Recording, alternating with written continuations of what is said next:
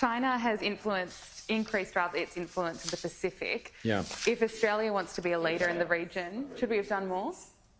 Pardon? If Australia wants to be a leader in the region, should we have done more? Australia is a leader in the Pacific region, in our Pacific family. Our government has increased, first of all, the overseas development assistance to the Pacific by 50%. We increased it from around 1.12, I think, billion up to 1.7 billion. And this was part of our Pacific Step Up program. And what we did is meld that with our maritime security program, providing patrol boats into the Pacific so they can protect and support their own ocean territories. We have done it through... we are the single largest provider of development assistance into the Pacific. Daylight second, daylight third. And through the course of the pandemic in particular, that has been our first and primary focus beyond our own shores. And so whether it be Frank Bainimarama, I would speak to Pacific leaders or be in text contact with leaders almost every day and certainly every week.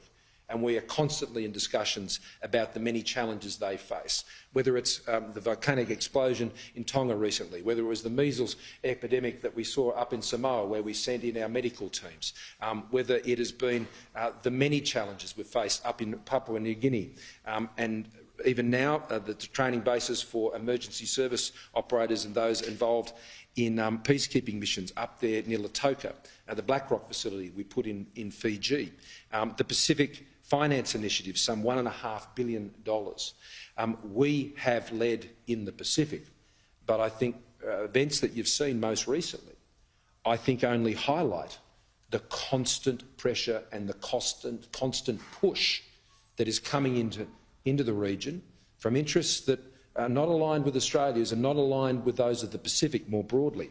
I mean, we completed a 2017 bilateral security treaty for the first time back in 2017 with the Solomons. We deployed more than 200 AFP defence and DFAT personnel in the Solomons, and not for the first time.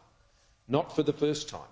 Whenever there is a crisis or an issue to be dealt with in the Pacific region, the first call that's made is to Australia, because they trust us to be able to come and support them and do it in a way which is respectful of their culture and respectful of their history, and they see Australia as family, as they do New Zealand. And we work very closely, Prime Minister Ardern and I, in aligning our Pacific engagement with the region, and the rest of the world knows that. The rest of the world, our partners and our allies, understand that it's Australia working together with New Zealand, understand what's happening in the Pacific. Now, there are others who may seek to pretend to influence and to seek to get some sort of foothold in the region, and we're very conscious of that, and that's why we've been doing that work.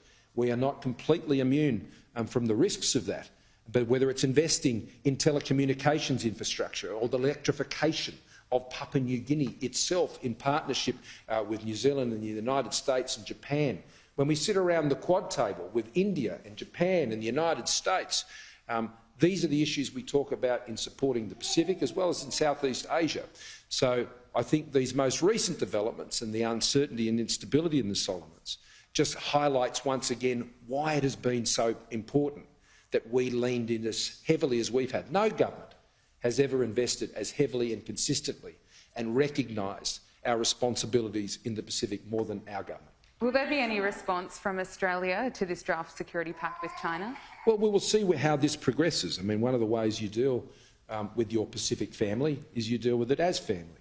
You talk about these issues as family.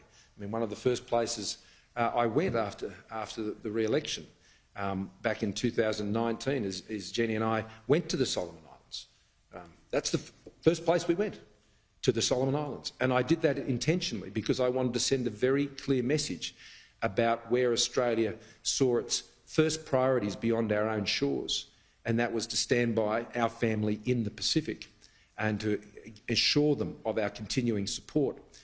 So when Fiji needed vaccines, who did they call? Australia. When they were called by another country seeking to have influence in the region, they said, "We're good, Australia's got us covered."